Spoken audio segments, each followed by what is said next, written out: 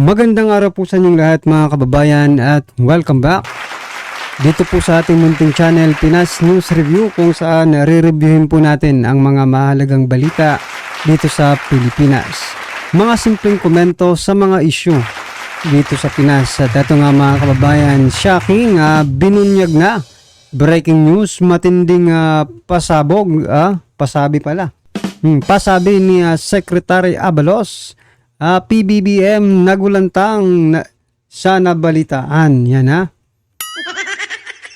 mula po ito kay Banat News Updates mga karibin natin. Kung nasa description po ang full video link ng video ito. Subscribe na po kayo. At kung bago ka pa lang at di pa po napag-subscribe sa ating munting channel, please don't forget to subscribe. At i-click na rin po ang bell notification para updated po kayo sa lahat ng ina-uploads nating reaction video. So ito na nga mga kababayan, bago po natin simulang pakinggan, panoorin at bigyan ng komento ang video ito. Ito may isi-share lang po ako kasi nung nakaraang vlog na papag-usapan po natin ay yung patungkol po sa confidential fund. Yan ay no. Yung mga pondo-pondo yan na ngayon naman po yung confidential fund na po yung ating kasi umaarangkada na po si Speaker Romualdez, no? Talagang todo trabaho. Bakit ba pag pondo talaga, pag budget ang pinag-uusapan ay todo trabaho ang ating Speaker Romualdez, no? Pero pag iba po, nako. Pag ibang issue or ibang anyway, ito po mga kababayan, confidential fund, 10.29 billion para sa confidential fund, ental funds hiningi sa ilalim ng 2025 budget. Yan po mga kababayan,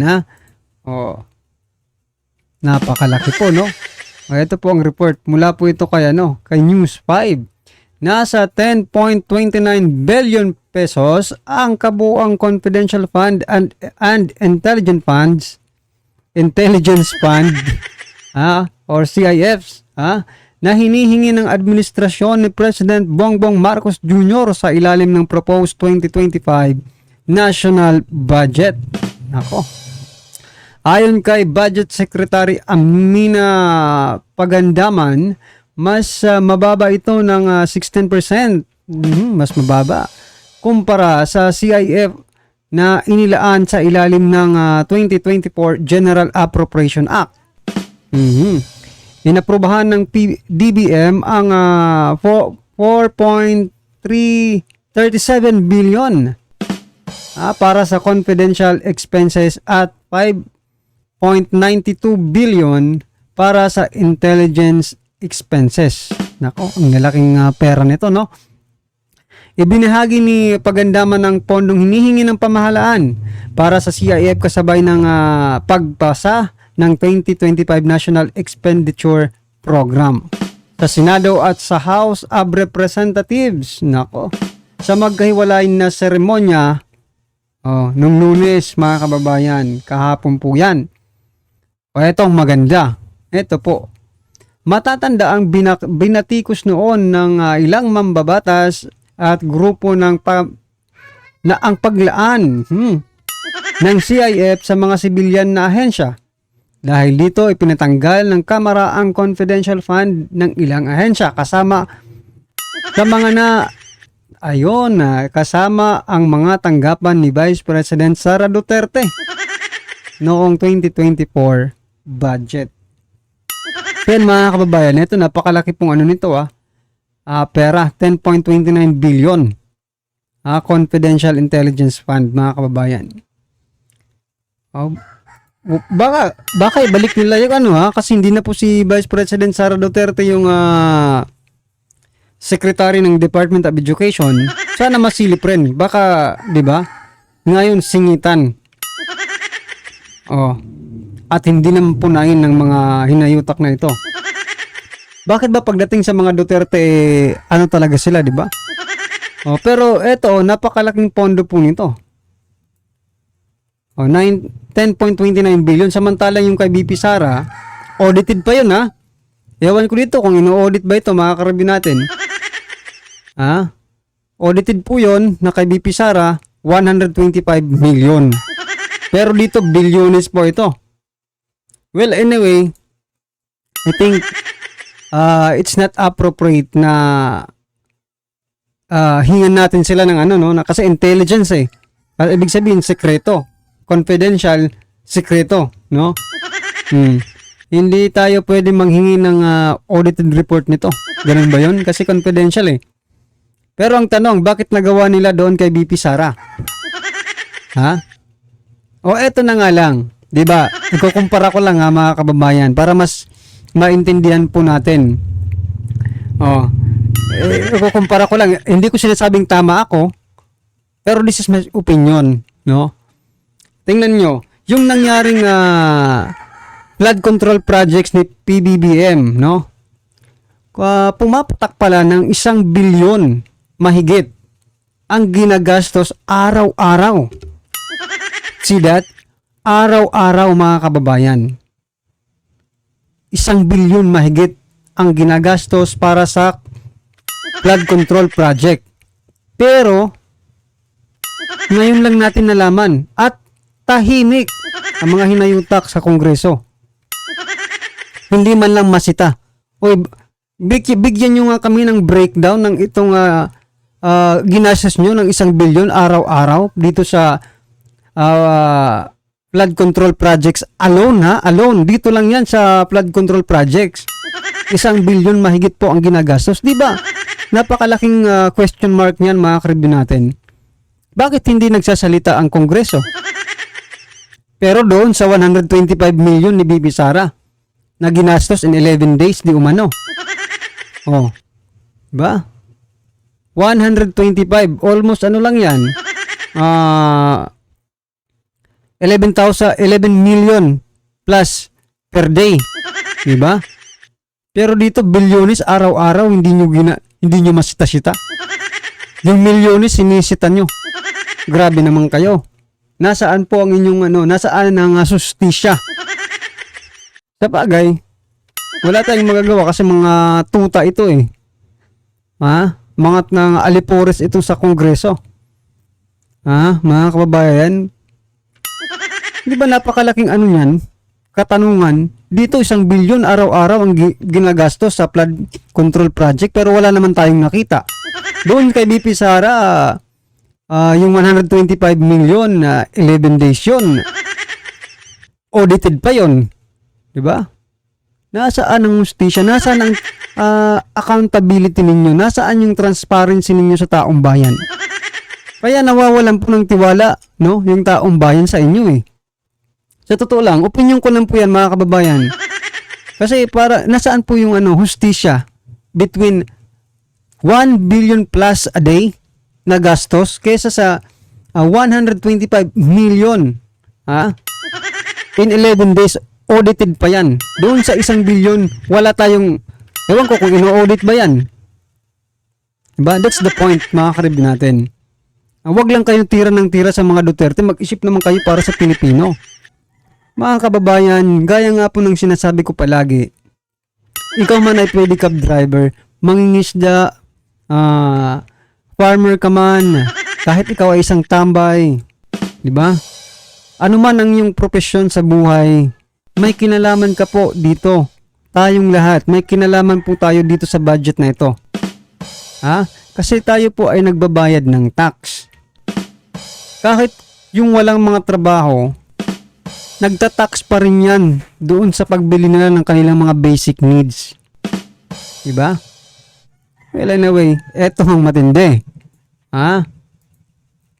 Marcos office asked for 4.56 billion confidential intelligence fund for 2025. Napakalaki pong pera for intelligence fund pero hindi po nila mahanap-hanap.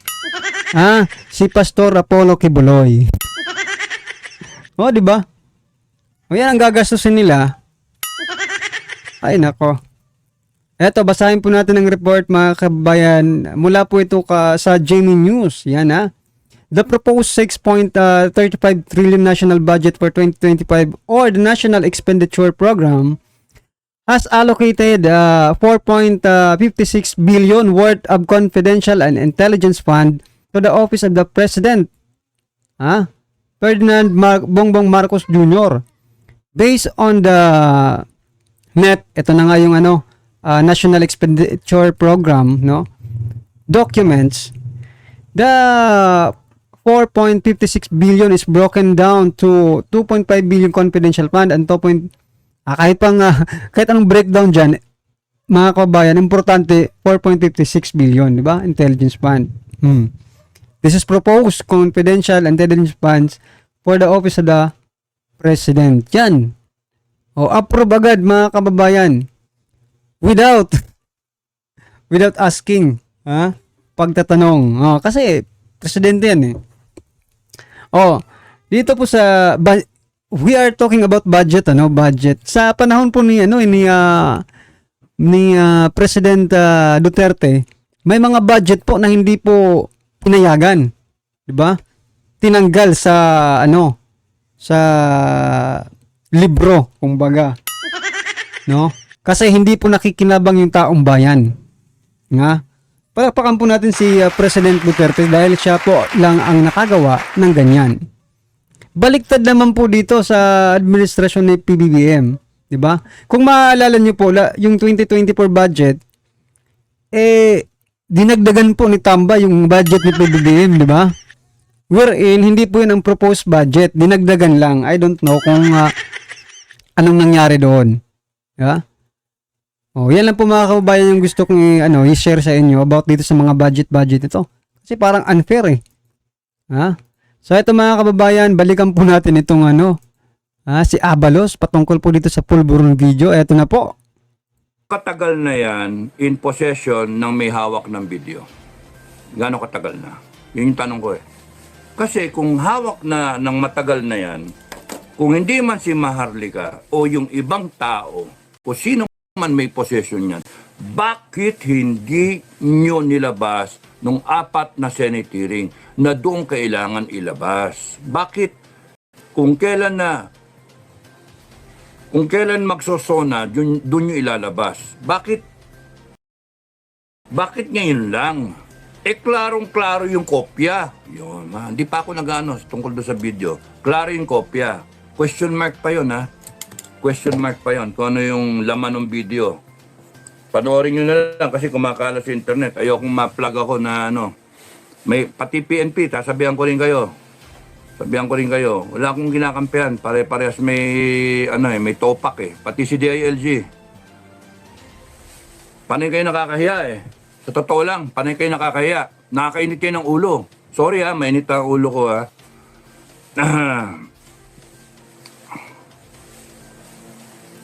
Ang gulo-gulo itong mga tanong ko. So, bakit hindi nirelease kung totoo yan? Bakit ngayon lang? Okay. Bakit hindi lumabas sa Senate hearing? Okay? Tinanong ko na yun. So, magre-react ako sa statement ni DILG. Sino yung DILG natin? Si Abalos. No? Na ang sabi ni Abalos kanina sa napanood ko, hindi daw si Bongbong yan. Hindi daw si Bongbong. Tapos bumanat na yung mga general, PNP, no? Makinig kayo, DLG, PNP. Bumanat sila na hindi yan si BBM. Pinakita tenga, iba yung itsura ng tenga, etc. Na with his own personal opinion, hindi yan si BBM. Teka muna, DLG, hindi mo tinanong yung kung anong kredibilidad mo sa tao. Sinasama ka nga ng taong bayan na mingiwi ka rin. Maganong-ganong ka eh. Tapos idedepensahan mo yung tapos ikaw mismo magbebet kay BBM na hindi siya yun. Wala. Useless yun. Mga... DLG, kasama ka rin doon sa pinagbibintangan ng taong bayan na kasama ni BBM in session. Kaya nga, ikaw na mismo nagsasabi na hindi siya yon base sa pagkakilala mo. Anak ng toko ay kaya nga, lalabas pa, pinagtatakpan mo So, isa lang po dito ang gustong iparating sa atin dito ni Sardado, mga kababayan. They are not credible, no? Hindi po sila, wala po silang credibility to defend, no?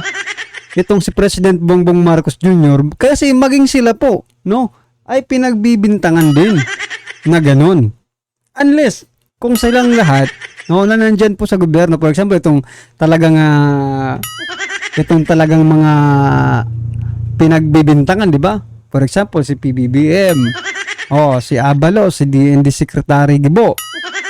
Kayong tatlo, isabay-sabay po kayong mag-test. Hair follicle test, mga kababayan, in public live. With independent na magti-test. Hindi po yung hawak ninyo, hindi rin po yung hawak ng oposisyon. Diba? Yan lang po siguro ang magiging fair, no? For transparency para sa ating mga kababayan. Kasi talaga naman wala pong naniniwala sa inyo. Wala po talagang maniniwala sa inyo kahit sabihin pa natin hindi yan totoo. Wala pa rin maniniwala sa inyo. Bakit po? Alam po ng taong bayan na nagtatrabaho po kayo para kay President Bongbong Marcos Jr. Di ba? At maging kayo ay nakikitaan din ng mga sign tulad ni President Bongbong Marcos Jr. So bakit kayo kailangan paniwalaan? Yun muna ang itanong ninyo sa inyong mga sarili. Bakit kayo kailangan paniwalaan? Dito sa channel natin, hindi po kayo kailangan maniwala. At hindi rin namin kayo pinipilit na makinig. Diba? Kasi yung iba talagang masasaktan po dito sa channel na to. Pasensya na po kayo kung nasasaktan po kayo. Kasi sinasabi ko lang naman yung opinion ko about sa mga dito, di ba? At saka yung mga opinion po ninyo na ikino-comment din ninyo, no? So yun, nakakasakit po yun sa mga nagbabasa ng comment dito sa ating channel, di ba? Kaya masasaktan po talaga yung mga, di ba? Ang tanong, bakit kayo masasaktan? Well, mga kababayan, ano man po ang inyong reaksyon patungkol po sa video ito? I-comment lang po sa baba para at least alam po ng ating mga kababayan ang inyong pong opinion patungkol dito, right? Maraming salamat po.